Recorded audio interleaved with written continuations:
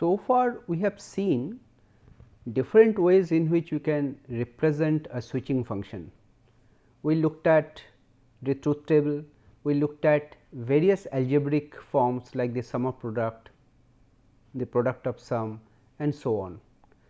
Now, over the next few lectures we shall be looking at some of the, you can say, unconventional, but very effective ways of representing switching functions which have many applications. So, in many applications we do not represent a function just by a truth table or by an expression, but by using one of these representations that we shall be discussing.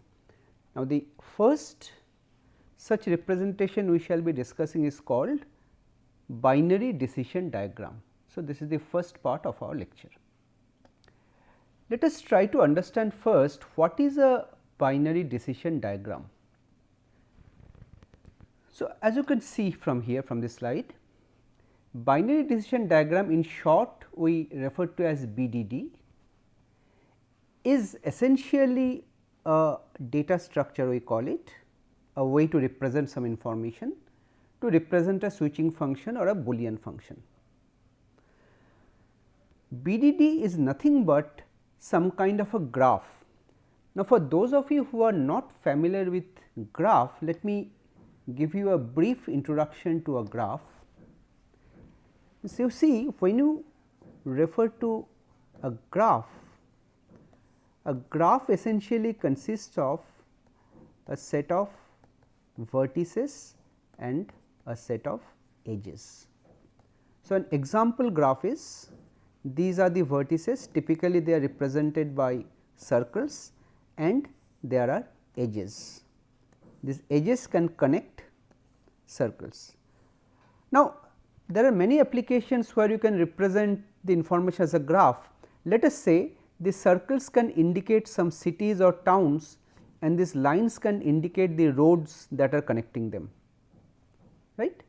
So, these edges can also have some labels. For example, in the example I cited, the distance in kilometers can be the label of the edges, right, like this and so on.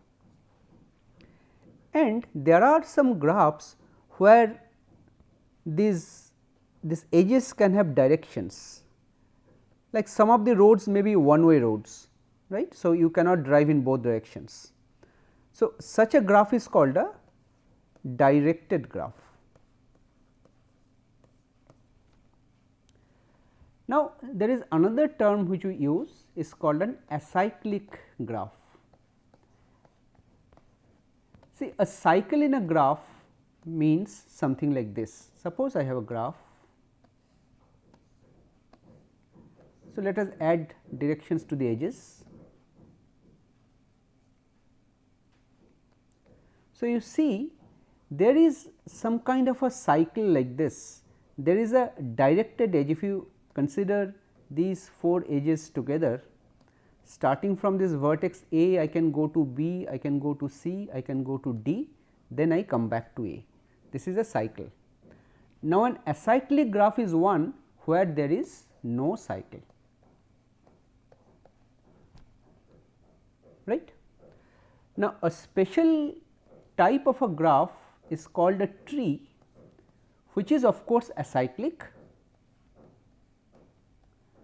and a tree looks like this.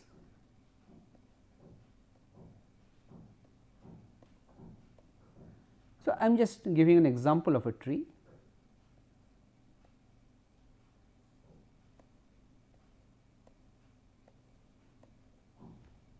This tree does not have any cycle and these edges can have directions, again may not have direction, and there is one special node which is referred to as the root, which is considered to be at the top of the tree, right. So, these are some definitions or concepts that we shall be using in our definition of a binary decision diagram.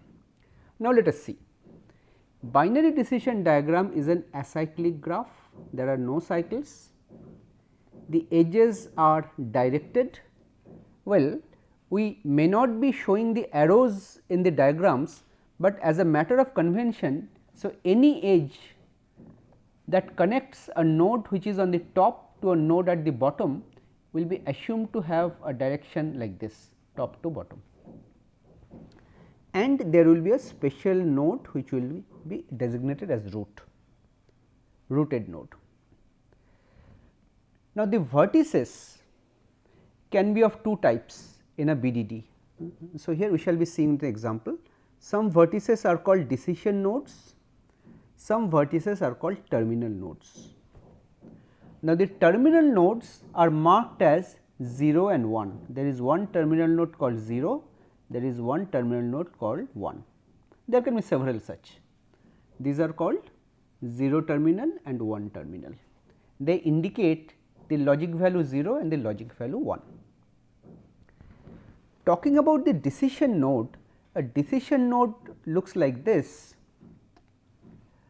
A decision node is labeled by a Boolean variable. Let us say I have a variable A. So, the vertex, the decision node will be labeled by A, and there will be two child nodes. Well, the nodes that connect to it below, they are called child. This is called the parent. So, there can be two child nodes, let us say one here and one here. So, I am showing two different kind of edges, so one showed as dotted and one showed as solid. So, the left one I call it as the low child, the right one I call it as the high child. This is the convention. It has two child, every decision node will be labeled with a variable A and will be having two childs, left and right. Left indicates the dotted line, right indicates the solid line. They are called low child and high child.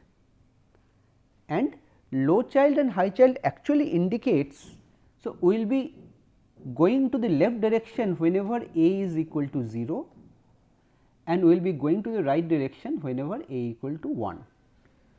So, the edge, the two edges represent the assignment of the variable here A to either 0 or 1. Now, this we shall see later. So, in a BDD we will be having several such nodes, they will be labeled with variables. Now, if starting from the root, there is a special node called the root. So, if you look at the different decision nodes that come in between, so if the variables appear in the same order in whatever path we traverse from the root, then we say that it is an ordered BDD, ordered binary decision diagram. This we shall see later. Okay. Let us now look at how a binary decision diagram looks like. Well, here we consider a 3 variable function represented by a truth table like this. So, you see these are the output 1 0 0 1 0 0 1 1 and A B C are the 3 variables. Now, this is a classic kind of a binary decision diagram where the root node is on top, this is the root, and the root indicates the function f. Okay. Now, I have two paths left and right. So, A will be having a low child and a high child. This corresponds to A equal to 0, this corresponds to A equal to 1. Similarly, at the next level I have nodes which are marked by B.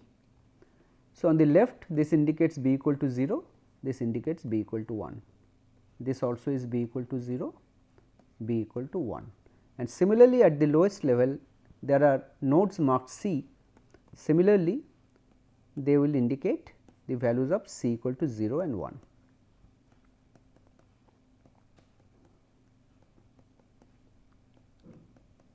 Like this. So, now you see, starting from the root, if you traverse along any path, for example, if I traverse the leftmost path, I traverse the edges A equal to 0, B equal to 0, C equal to 0, I arrive at the terminal node 1. This corresponds to the first row of the truth table 0 0 0, output is 1. So, you consider one case where the output is 1 again, let us say 0 1 1, 0 1 1, I come here. Let us take a 0 case, let us consider this 1 0 1 1 0 1. So, you see essentially what we do here is that if we look into the output column of the truth table 1 0 0 1 0 0 1 1, we simply copy this as the terminal nodes at the lowest level.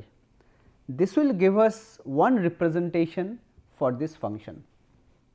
This is what we refer to as the binary decision diagram. Now, one problem with this representation is that because the size of the truth table is exponential for an n variable function, the number of rows is 2 to the power n. Because of the same reason, the number of terminal nodes here will also be 2 to the power n. So, this size of this binary decision diagram will be exponential in size, exponential in n. So, it is pretty large. So, we shall see that there exists some techniques using which we can reduce the size of the binary decision diagram. So, it need not be exponential in size, we can reduce the size of the BDD to a great extent. We shall see some examples in this regard. Okay. Let us move on. All right. Earlier we talked about the Shannon's decomposition theorem. So, we again revisit that same thing, Shannon's expansion we are calling here of a function. Now, the idea here is that we can construct a BDD from a given function by repeated applications of the Shannon's decomposition theorem or Shannon's expansion theorem. Now, recall earlier when we talked about the multiplexer realization of a function representing a function using 2 to 1 multiplexers, there also we did the same thing. We successively decomposed a function into sub functions by applying the Shannon's decomposition theorem. We got smaller and smaller functions, and every decomposition was mapped to a 2 to 1 multiplexer. Here the concept is almost identical. Every decomposition will be corresponding to one decision node of the BDD, and we repeatedly do it, we get the complete BDD. Let us see. Take an example. Suppose I have an n variable function f, the variables are x1 to xn, in general there is a variable xi. So, we talked about this earlier also. So, we defined something called a positive cofactor. This we denote as fi with 1 in the superscript, which means the same function where this xi is replaced by 1. This is referred to as the positive cofactor with respect to variable I. So, in the same way we can define a negative cofactor.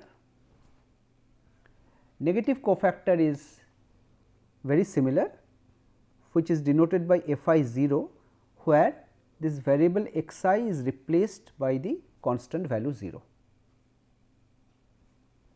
right. Now, Shannon's expansion theorem we have already seen. Now, here we are showing two forms of expansion, one of that we have seen earlier. So, in Shannon's expansion theorem we can write the function f like this. So, when you expand a function with respect to x, I can write xi dash, that means the complement of xi multiplied by the negative cofactor with respect to xi plus the variable xi and the positive cofactor. Now, there is an alternate representation also which we have not talked about earlier, where this is something like product of sums. The same function we can write like xi plus fi 0 and xi bar plus fi 1, but of course, we shall be using the first representation only in our examples and illustrations. Now, one thing you see, the way we expanded here this one, so we can map it into a decision node of the BDD, where the node will be labeled by xi and the left and right, this corresponds to xi equal to 0, this corresponds to xi equal to 1 the low and right childs, they will be corresponding to f I 0 and f I 1. So, basically, and this of course, this will represent the function f. So, every decomposition of the Shannon expansion can be mapped into a decision node of the BDD or a decision vertex. This is the basic idea.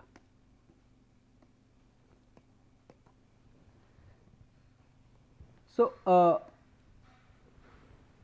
function example here, consider a 3 variable function like this. Here in this step we are decomposing this function with respect to the variable a. So, we write a bar multiplied by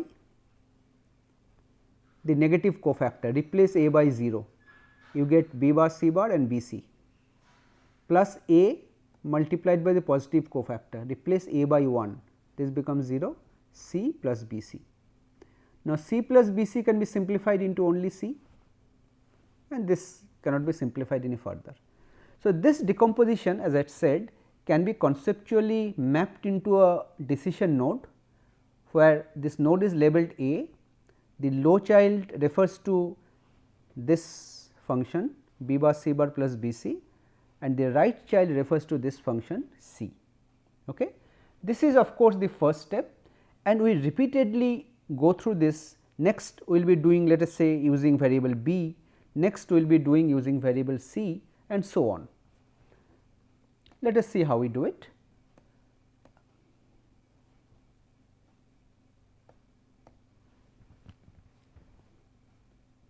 Well, here the whole step is shown.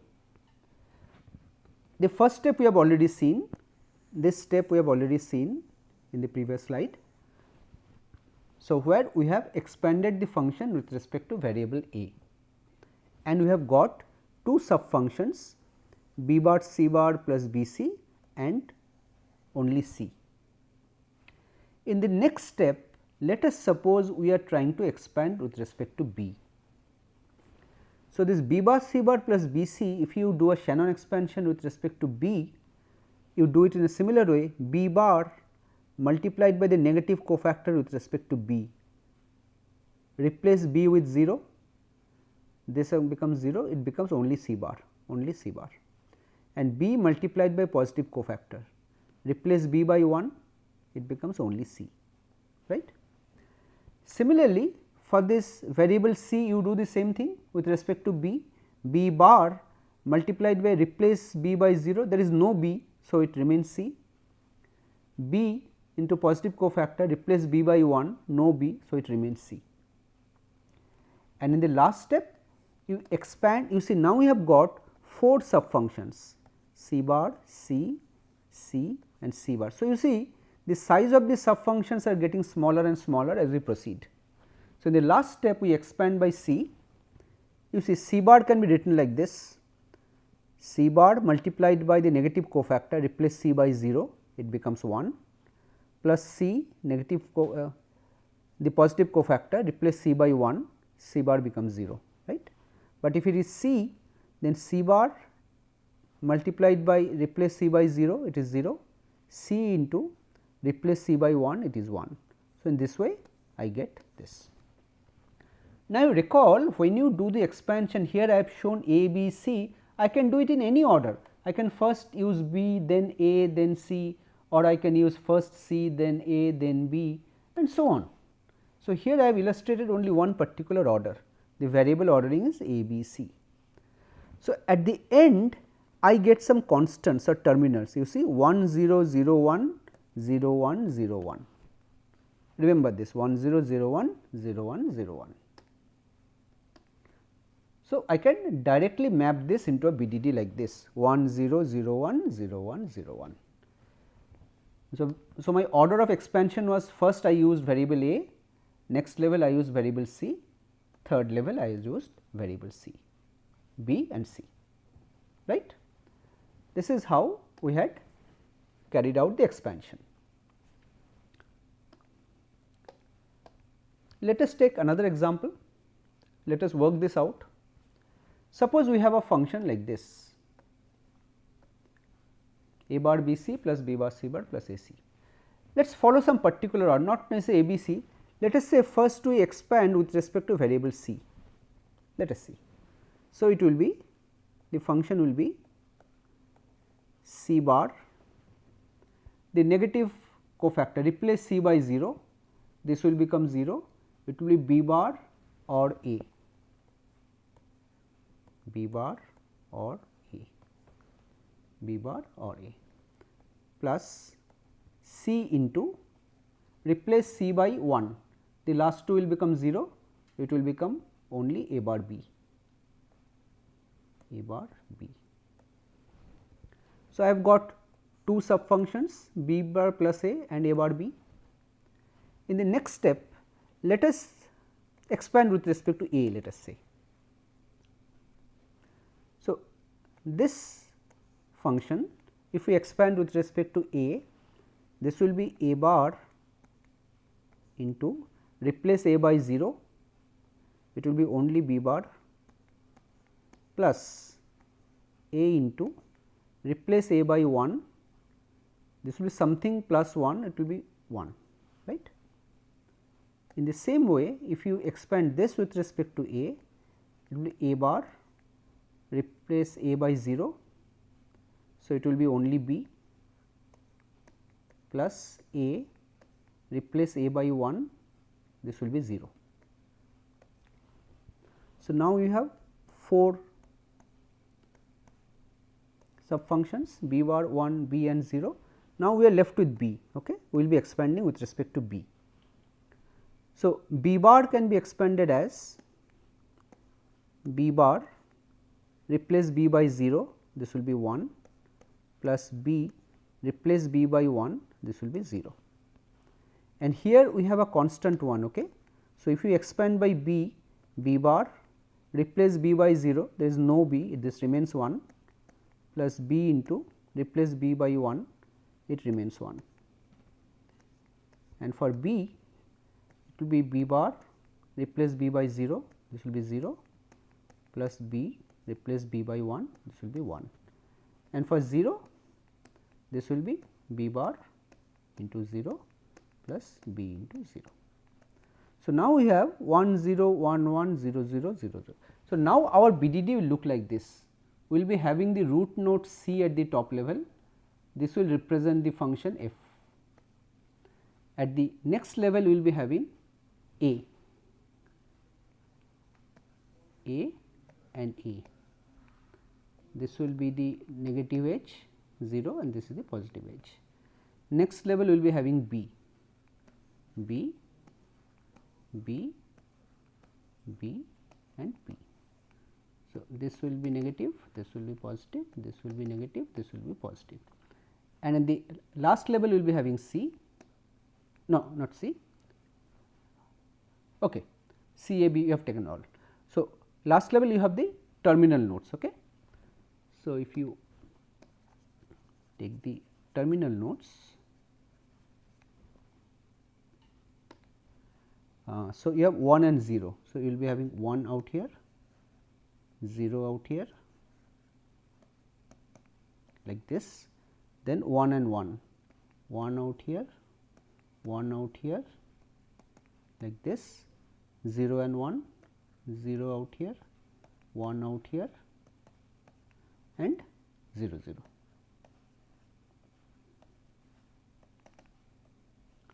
So, you have obtained the binary decision diagram for this function. So, given any variable ordering, you can construct the BDD by systematically decomposing the function using Shannon's law. Okay. Fine.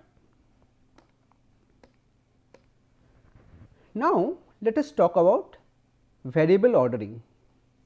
The point to note here is that the size of a binary decision diagram is determined not only by the function you want to represent, but greatly also on the ordering of the variables.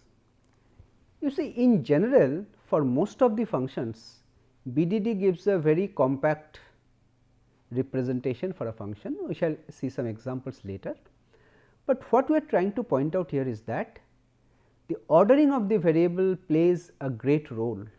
We shall take an example where the ordering, if we change, the size of the BDD can differ to a great extent. Well, of course, here we shall be showing you the reduced or minimized form of BDD, which we have not discussed so far. Just we shall be showing you pictorially how the reduced version looks like. Later on we shall see how to arrive at the reduced version.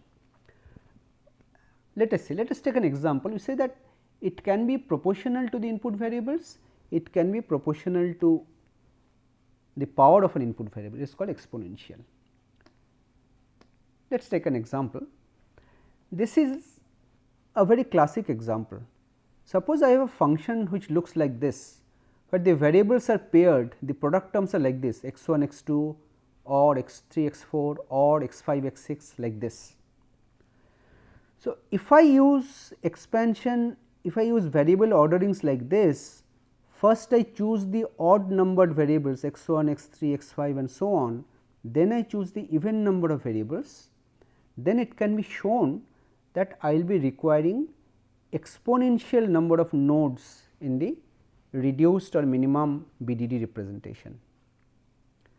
But if we use a variable ordering which is just x 1, x 2, x 3, x 4 in that order, then we will be requiring only 2n nodes. This is a very classical example which is given in all textbooks, which is used to show that variable ordering is very important. Okay. 2 to the power n is very large, it grows very quickly with respect to n, but 2n is proportional to n. Okay. Let us take a very specific case of that function where there are 8 variables. So, x 1 x 2, x 3 x 4, x 5 x 6 and x 7 x 8. First we consider the bad variable ordering, that means we expand with respect to this, first the odd number of variables x 1, x 3, x 5, x 7, then the even number variable x 2, x 4, x 6 and x 8.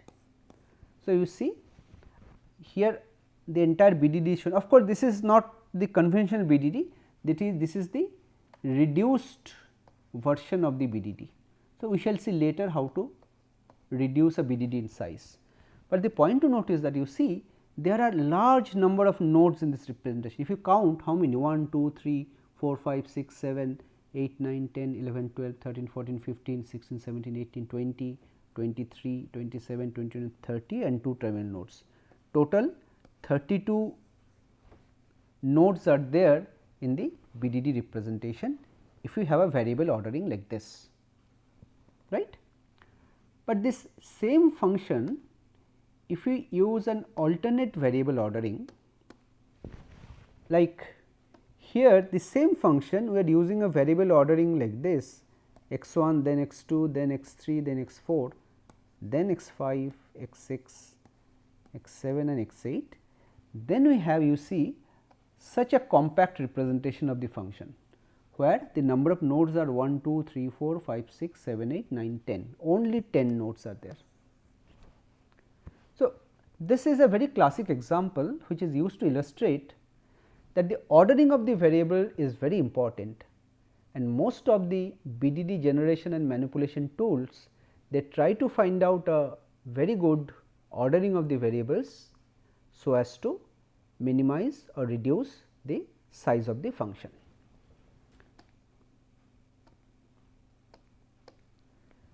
So, the important point to note is that, just I mentioned this just now, that it is very important to find a good variable ordering, and we have a binary addition diagram here which is called ordered binary addition diagram, where the ordering of the variable is defined. Of course, finding the best ordering is not easy. This NP hard is a class of problems which are considered to be computationally very complex. Why? If there are n number of variables, the number of possible orderings can be factorial n, and factorial function grows very rapidly with n, right. That is why this is a very difficult problem. But there are a number of rules or heuristics, these are called, which are used to find a good variable ordering in general. So, with this we come to the end of this lecture. Now, in the next lecture we shall be looking at how we can reduce the size of the BDD to the form in the two examples that we showed. The conventional BDD looks like a tree, how we can reduce the size of the tree and make the BDD more compact. Such rules we shall be discussing in our next lecture. Thank you.